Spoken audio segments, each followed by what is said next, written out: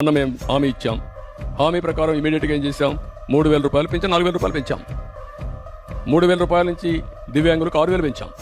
కొంతమంది ఇంట్లో నుంచి లేని వాళ్ళకి 15,000 పెంచాం. బెడ్ నుంచి రాలేని వాళ్ళకి 15,000 పెంచాం. అది మానవతా దృక్పథం చేయాలి. నిన్నేం చేశాం, మళ్ళీ ఉచిత ఇసుక చెప్పాం. ఉచిత ఇసుక ఇస్తాను ఇచ్చాం. ఇప్పుడు దాన్ని కూడా కొంతమంది విమర్శిస్తున్నారు. అంటే ఎట్లా మాట్లాడుతున్నారంటే ఉచిత ఇసుక అంటే మేము ఇసుక ఇంట్లో ఇస్తామని చెప్పామని మాట్లాడతారు. లేకపోతే నేనే మళ్ళీ ఇల్లు కూడా కట్టిస్తాను, లేకపోతే వాళ్ళ ఇంట్లో కూడా పొలాన్ని నేను పని చేస్తాను అని చెప్తారు. ఏం చెప్పమంటారు వాళ్ళని? ఇది రాజకీయం.